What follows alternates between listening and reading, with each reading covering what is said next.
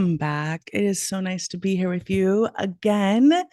Today, we have a very important topic. And I say it's important because a lot of the times we don't actually recognize that some of our connections are harming us, bringing us down, causing us mental, even physical and emotional stress. So, if you're feeling a little bit run down in your life and you're thinking maybe it is because of some of my connections, then today's topic is for you. Welcome. I am Shannon Kaiser, and I am an author of many books on the psychology of happiness and getting unstuck and fulfillment. One of my most popular books, The Self-Love Experiment, is all about being more self-compassionate and kind to yourself.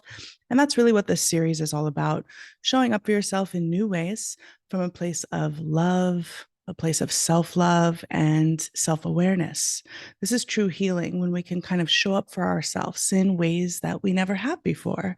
And that looks like learning more about ourselves and committing to personal growth, committing to wanting to be better than before. So today's topic is really tied into that. It's, how to know if your friend is toxic, or really identifying, are the connections in your life helping you feel better, or are they bringing you down? So if you feel like maybe you're in a connection, it can be any type of connection, a romantic partner, a family member, a coworker, a neighbor, anything really, just human relations, if you will. Sometimes there are people who are really heavy in their energy and they pull at other people, and you can experience this toxic effect. So, toxic people, if you will, it's kind of an overarching term today that we're going to be talking about, is really someone who maybe isn't so aware, or they're growing at a different pace. Perhaps what happens when you start to show up for yourself in ways that you haven't before, we grow. And we often grow faster than those around us. Not everyone is on the same kind of evolution and personal growth path. And sometimes we start to see things that we didn't see before. This happened to me in my life where I really committed to being better. I wanted to understand my limiting beliefs. I really wanted to look at the things that were blocking me and understand even childhood traumas that had been suppressed. And so I went on this real deep internal journey, visited shamans, worked with, lots of different healing modalities, and started seeing life coach and therapists, doing lots of self-help, really diving into the processes, right? Creating a wellness practice, if you will, as well. And as I started to do this, I started to feel better, but I started to really see some inconsistencies. I recognized that many of my partnerships were very toxic. I was involved with a whole handful of people who were really taking advantage of me, who were really, and I had allowed it for so long. I was kind of the nice, overgiver, overcomer right here. I'm a overcoming overgiver, recovering overgiver, if you will. We have big hearts. So if you're here, you probably have a big heart. You're a sensitive soul. You care a lot about others, and you want to make them happy, because when they're happy, you're happy. But I wasn't really putting myself into the equation. And then once I started doing that, I started to raise my vibration, if you will. And then I started to see these inconsistencies, or people who were really just taking a lot, so much from me. And I was just depleted, and I didn't feel like it was fair partnerships. Now, this is all levels. This is with all people in your life. And for me, it was everyone too. It was family members, it was romantic partners, it was even neighbors. It was just about everyone in my life. Every pocket had these kind of energies. So today we're going to look at, is your friend toxic, and how to know. The very first thing is to really see if the connection, is it all about them? A lot of the times with toxic energy, they will talk about them so much. It could even be in the form of, they always have something going on that is very dramatic or tumultuous in their life, and they're leaning on you for support. That's wonderful, right? That's what friends do. We want to be there for each other. But if you share something about yourself, does it immediately go back to them? Do they turn it around, or do they interrupt mid-sentence and kind of cut you off without even realizing it? It's not like you're recognizing that you're a toxic person, but sometimes we get so engulfed in our own experience that we just kind of fall into these habits, and we start treating people around us with disrespect. Now, chances are, if you are clicked on this and you're listening to this, watching this, you're wondering if the people around you are toxic. And one of the very, very first signs is to recognize if they make it all about them. Maybe they only get together when it's convenient for them. Maybe they will only do what they want when they want. It's all about them in the conversations. Or if you try to bring up something that is important to you, do they interrupt or cut you off or completely just kind of bring it right back to them? So that's sign number one. These are in no particular order, but just kind of, mentally check through if you have a connection you're thinking about or people in your life, see if this is going on in your life. Another one that I have found very important to recognize is that toxic people will have these energetic kind of expressions where there's little jabs or digs. There's little digs, right? And this is often shows up in conversation. So you're talking and you're just having a conversation, and then it sounds like perhaps a compliment where they'll say something to you, but then they kind of jab or dig in, or it will be a backhand compliment. And, an example could be like, you know, I'm a very positive person myself, and I had some people in my life who would be like, you're too nice, like you're too sensitive. You're a really positive person, but that's just going to get you hurt. Or you're just so naive with how the world really works. I'd hear stuff like that. And it really did hurt because it's like, this is who I am. This is how I see the world. And this is an experience that is very real for me. And you're sitting here kind of sounds like maybe a compliment, but you're kind of coming in and just digging and kind of jabbing. Can look lots of different ways. Could be a compliment that's turned into a backhand compliment. It could also be in a conversation, just where they say, "Oh, well, I would have handled it so different. I can't believe you did that." It's just these little comments that come in afterwards that make you feel kind of deregulated, make you feel like you're not supported. Really, it's just kind of this undermining energy. And so you just want to look at that. You just want to look at that. The next one, number 3, again in no particular order, is the triangulate experience. Now, triangulate is something that I had no idea until I started to do more mental health research. I started to recognize that I was in an abusive relationship and backed away from that and started to recover. Triangulating is something that people who want control and power will often employ, and they will pitch you against maybe someone else, and sometimes it's someone you don't even know.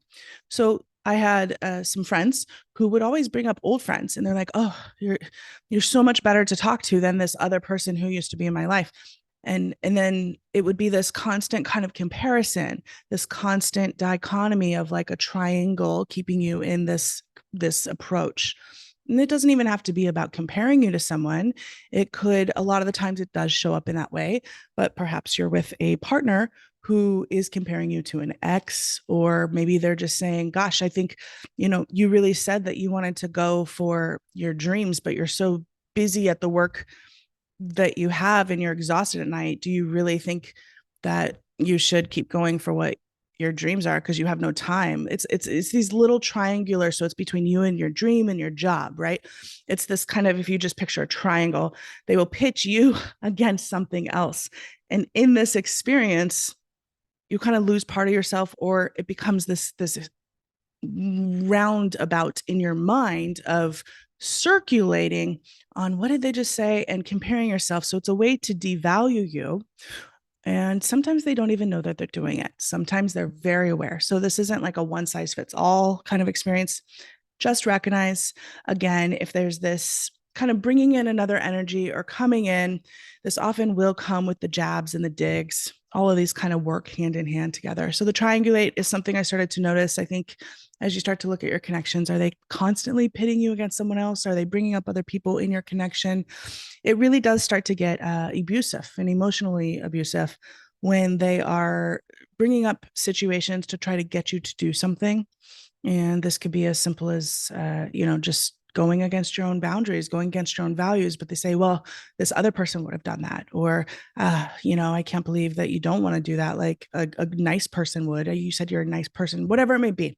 It's these underhanded comments. So look out for triangulating. Triangulating is something you can also look deeper into if you want to Google it. There's 2 more that I'll share with you today. The next one is if they drain you energetically. Ever notice how you feel when you leave connections with people? A lot of the times there are these kind of social vampires, energy vampires, toxic people, even narcissistic personalities, they feed off of energy. It's like a drug. So they get energy. And what happens, right? You will get depleted. You feel exhausted. You feel like they walk away and perhaps they're lifted up because they literally sucked out your energy.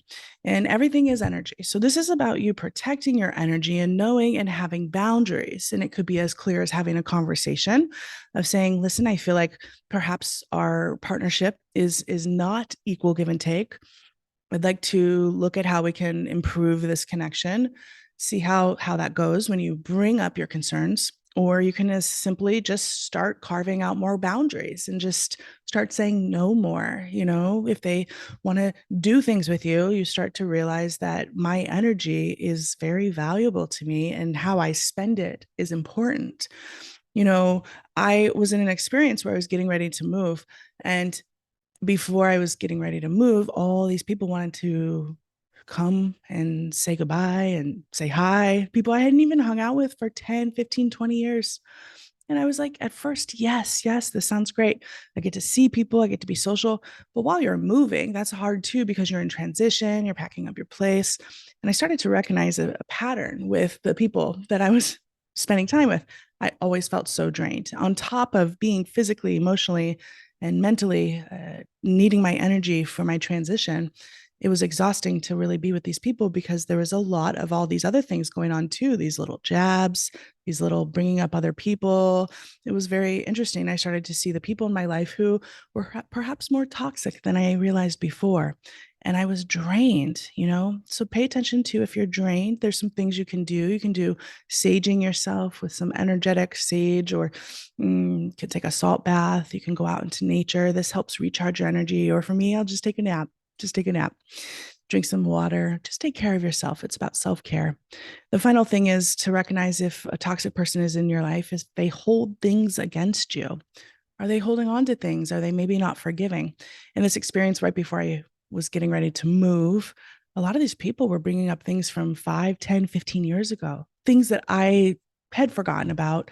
And God bless them. They wanted to bring it up and bring it off their chest, but these were things they were holding on to, little beefs. They were like, do you remember when you did that? Do you remember when you said that? And quite honestly, I had to think, did I really say that? Did I really do that? And then I was like, okay, this is very important for them. I'm listening, but they're holding on to it. It's been 2 decades. What a waste of life to hold on to that for 2 whole decades, to be mad at someone. So I invite you to look at, if you're in a relationship or connection where any of these are happening, but also look at if you were doing any of them. Do you need to let go of something? Are you holding it onto your heart, a grudge? Life is incredibly too short to be in this experience of not forgiving and holding on to beefs. And also really recognize how you can preserve your energy. So there you have it. These are signs that you might have a toxic friend, but also just pay attention to how you want to spend your time on earth. And it really is about energy and valuing the time that you have and spending time with people who uplift you, who support you, who make you feel good.